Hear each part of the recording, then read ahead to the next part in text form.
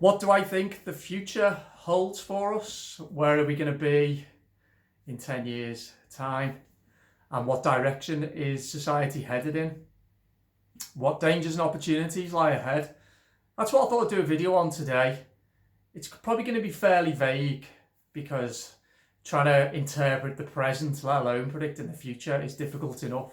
But I'm going to give it a go anyway. So that's what today's video is about. If you do like my content, please do subscribe to The Imperfect Individual and hit the notification bell as well so that you don't miss out whenever I upload some new content. So first of all, I just want to quickly touch on politics very quickly. I try not to discuss politics too much because I'm more interested in other concepts such as philosophy, society, behaviour, psychology, that kind of thing. However, if there was a general election tomorrow, what would happen? Now, first of all, I'd like to say I think, putting aside the concept of freedom and free speech, I think democracy has been massively threatened over the last year or so, and we are in danger of losing the democratic foundation to our society. I could even make a case, worst case scenario, that we wouldn't have another general election ever again in this country. I don't think that's going to happen, but when you bear in mind what's happened in the last year, the fact that an act that led to wholesale sweeping changes with regard to removing our freedoms was passed in a number of days without scrutiny, parliamentary scrutiny, let alone scrutiny from members of the public, and the fact that elections right across the world have been postponed or cancelled, and that local decision making isn't happening anywhere near as much as it should be at the moment, then there is an argument to say that the democracy is under threat right now. However, if there was an election tomorrow, what do I think would happen? What I think would happen was I think that the Conservative Party would again win with a majority. I wouldn't vote for them. Personally, I wouldn't vote for any of the mainstream political parties. I'd either not vote, spoil my ballot, or vote for an independent. But why do I think the Conservatives would win and with a majority again? Well, because I think they could point to the fact that they did manage to deliver Brexit as promised. And I think that they could point to the vaccine rollout programme, you know what my views are on it. But that's not the view of many people. And I think many people would look to that and think, okay, they've produced a world-leading vaccine programme and the UK is ahead of the game.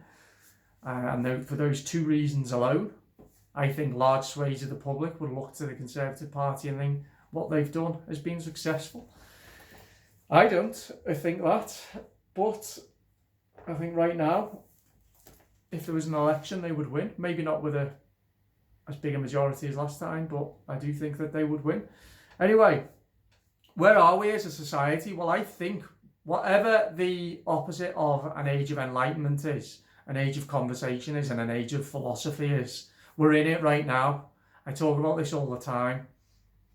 As a rule, broadly speaking, I do not think we cherish as a society values such as intelligence, conversation, connection, creativity. I don't think we nurture and cherish and treasure values such as that. Previous epochs in human history, maybe the ancient Greeks, the Renaissance, the scientific leaps forward in the 16th and 17th century.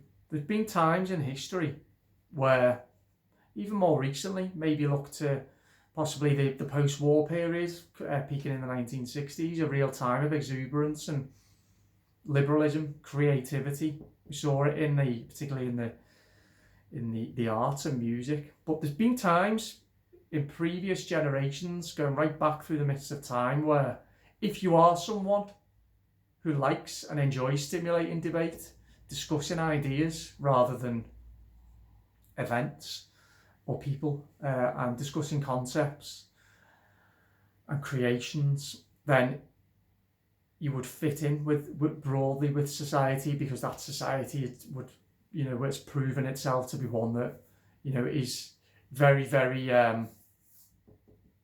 accepting of various different viewpoints and ideas and concepts. But we don't live in that time now.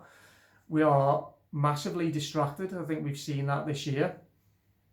I think a lot of people are so preoccupied and obsessed with things that just do not matter, that they've taken their eye off the ball, the things that really do matter. And I think there's a large number of people who simply don't realise that we are living through revolutionary times right now, but revolutionary times, a revolution that is being driven not by the people, but by mysterious dark forces. And for that reason, I think that we are at the behest of those dark forces to a large degree, simply because I don't think that many people see themselves as stakeholders in their society. Maybe they don't realise it is the power, it is the individual that makes up society, and it is the decisions and the power and the sovereignty of the individual that leads to a healthy society, one that does treat its citizens as stakeholders in the way that that society develops. Well, we don't have that right now. So, because of that, I feel that we're beholden. We're beholden to big government, to the state, mainstream media, and other dark forces. And I know there's a lot of discussion around who those dark forces are, making those decisions for us with our blind obedience, with our blind acquiescence and acceptance, broadly speaking, simply because as a society, we're not used to scrutinising things, exchanging ideas, challenging beliefs. We've become very insular, very disconnected from each other, very disconnected from our own spirituality and our own emotional and intuitive kind of selves to a large degree. Obviously, I am not stereotyping here, I'm talking broadly. I'm just discussing what I see in our world. It does seem to be a world, certainly in the West, that is much more concerned with having a Wi-Fi connection, a high-speed Wi-Fi connection, a takeaway at the click of a finger or the press of a button, and a society that's more interested in discussing, the latest with Prince Harry and Meghan Markle, really, than the what's playing out right in front of our very eyes in society with relation to social change, the economy, and how we view health. And this is an important thing. How do we view health? And how do we view the concept of freedom? Well, freedom isn't a value that is respected, let alone cherished, which is shocking to me. But we've seen it clearly over the last year, that freedom is not a value that society aspires to. Security is. And we've become myopically obsessed with one strand of health, just one strand of health, which for me tells me that that is a very, very sick society. It's mentally ill. Our society, I believe, is mentally ill. And there's a great quote, I can't remember who said it, that someone who is well adjusted to a fundamentally sick society is not of sound mental health themselves. It's something like that. And there appear to be a lot of people in our world who have adjusted quite well to these wholesale changes that have been imposed upon us. Let's not forget, imposed upon us without our consent, or without our explicit consent. Anyway, they've been imposed upon us because I think politicians have seen that there aren't enough people in our world, certainly in our country, to scrutinise what it is that they've proposed. So they've just been able to make wholesale changes, policy changes, have huge effects on all of our lives without us really asking why. So that's where we are. I don't think we're very proficient in debate, exchanging ideas, and discussing with a degree of maturity and emotional maturity the problems of our age. Every age has its huge problems. And the way to tackle those issues is for there to be an open debate, for there to be a kind of like a social atmosphere whereby enough people feel comfortable engaging in that debate, so that, as I said earlier, there's at least a degree of the citizen being a stakeholder in the direction that their society goes forward in. So set against that context, we're actually not in a very good position at informing what's going to happen next, simply because, to put it bluntly, a lot of people just can't be arsed. They're just too lazy. So, the economy, it's hard to make a case that the decisions being made for the economy aren't with the express desire to decimate the economy, and with the intention of recreating the economy as something else. And when I say this, I mean, there's a possibility, forget mainstream currencies, pounds, dollars, euro, and maybe think more along the lines of something completely deregulated like cryptocurrency, because it just does not make sense on any level to me what is happening with regard to the economy. Endless printing of money for everything, for everyone, all the time. Well, that's not how the economy works. And you get to the point where you ask, at what point does that stop? Or is it with the intention of arriving at a particular point? And could that be a currency reset? I also go back through the last few decades, and I see a state that's always been too big in my eyes. Certainly since, I don't know, let's go back to the days of Tony Blair, 1997, maybe. A state that's too big, and a society that's become overly reliant on the state to support them. Now, that's not to say I don't believe that the state has a role to play. Of course it does. But in supporting people when they're at their most vulnerable, or vulnerable people. But I think that we've developed a mindset, really, and certainly in our country, of, the state is responsible for us in too many ways. And we've moved away from that personal responsibility towards a kind of like a more an understanding that the state is going to solve all of our problems, not just with our finances as well. But I think large sections of society have been primed now that if we do move towards a universal basic income, which is being discussed quite widely now, even advertised actually. A lot of people right now are already on what is effectively a universal basic income. It's already here. And if you combine this with some predictions of organisations such as the World Economic Forum, United Nations, about how they see the world looking in 10 years from now, whereby the free market economy really doesn't exist, or certainly doesn't work for, I don't like to use the word the ordinary person, but for the ordinary person. But it is instead a world of big tech monopolies, big corporate globalist monopolies, and a flight of capital away from individuals and toward big corporations who can grow their monopolies further. Well, a universal basic income would then fit into that scheme. It makes sense. I also think as well, I look at the number now or the amount of space in city centres, retail space, but more particularly office space. Now, unless we go back to what we had before with people commuting large scale to city centres to work in offices, then what's going to happen to that space? I don't think we will ever go back to that old way of working.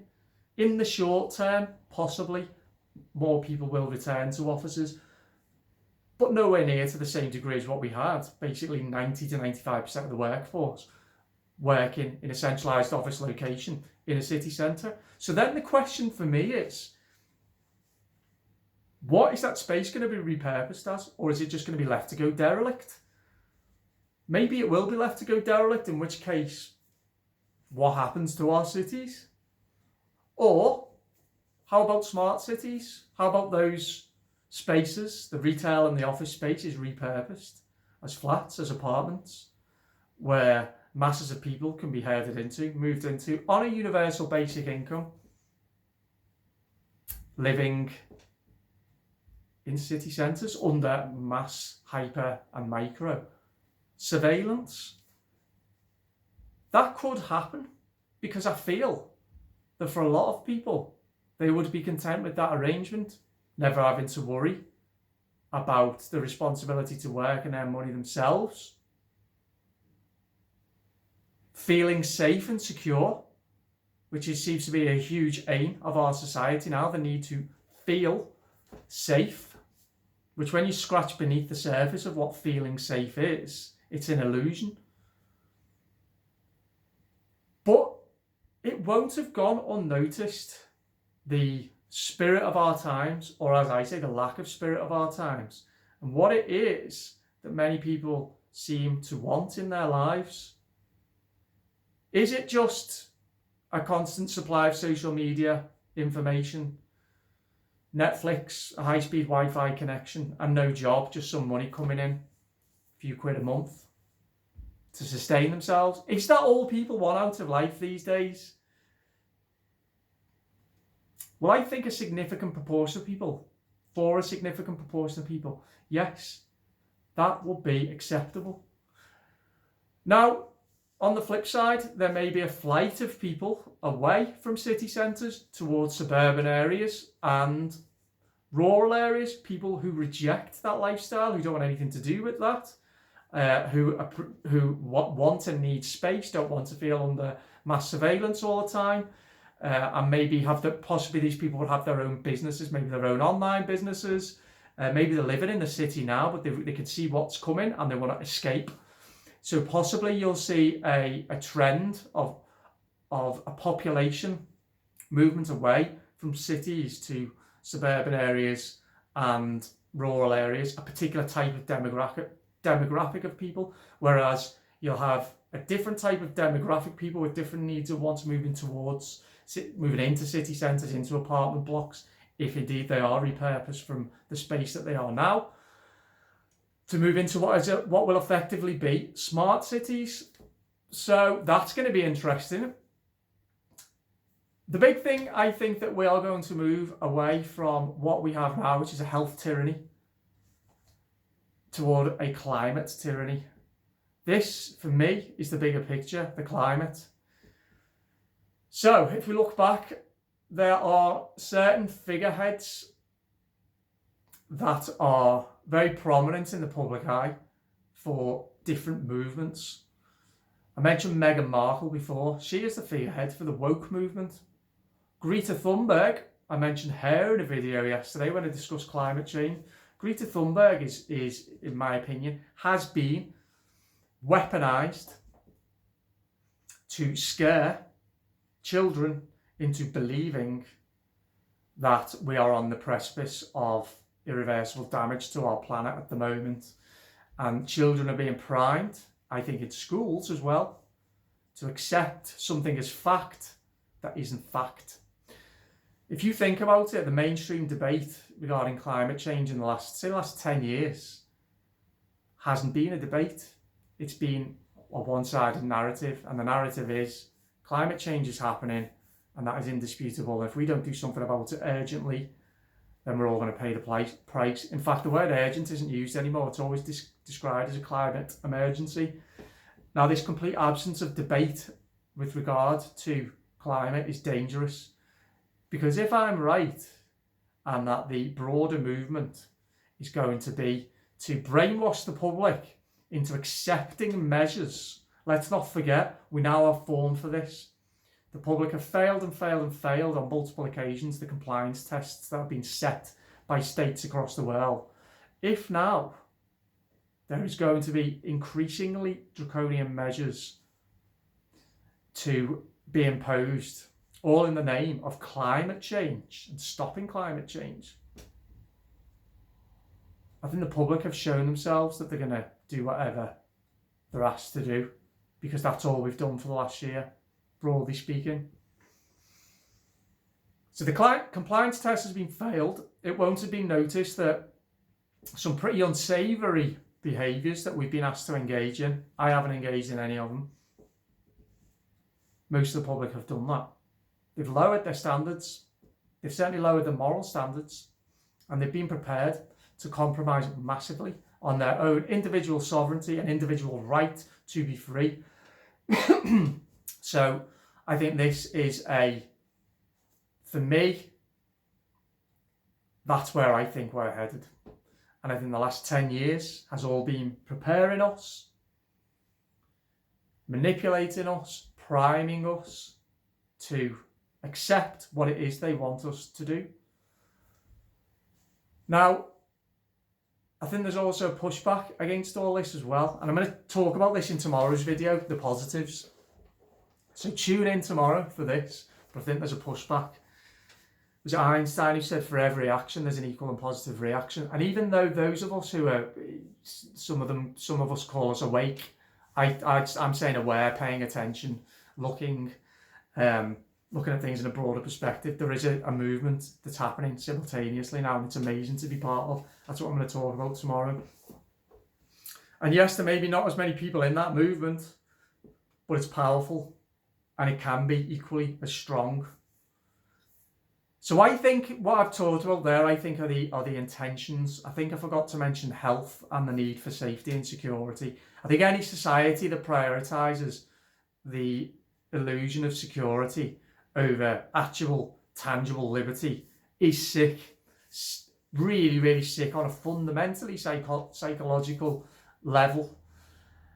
And to become so myopically obsessed with just one, let's not forget, we have the bizarre situation at the moment where you have massively overweight people, heavy drinkers, heavy smokers, people who never get off their arse all day, lecturing others about why they should get a vaccine so that they can feel safe. It's so fundamentally, psychologically disturbing what's going on amongst large swathes of the public, how they're being indoctrinated and how their brains are being rewired to focus, like I say, very narrow-mindedly and myopically on just certain aspects of or one aspect of their health. So I think already because of the, like I say, the large presence of the state in the West, particularly the UK, and I'd say in America as well, because of our addiction to convenience and to comfort, because of our need to be distracted all the time, because of the constant information bombardment that we're subjected to all the time. We're pliable, we're easily manipulated, and that's been shown.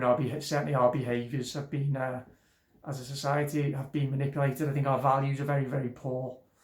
Again, I'm speaking broadly here because tomorrow I'm going to talk about the movement that's occurring separate to this, that rejects everything I've talked about. I like to think I'm part of that movement as well. So anyway, let me know what you think about the topics I've touched on here: universal basic income, smart cities, societal values, the economy, concept of liberty against security and safety, and health. So all of those, and climate change, all of those issues that I've discussed, and how those issues may feed into what our society, how it evolves over the next 10 years, what dangers lie ahead or opportunities. Please comment below and let me know. And thanks again for watching. I hope you enjoyed this video, and I'll speak to you soon. Bye bye.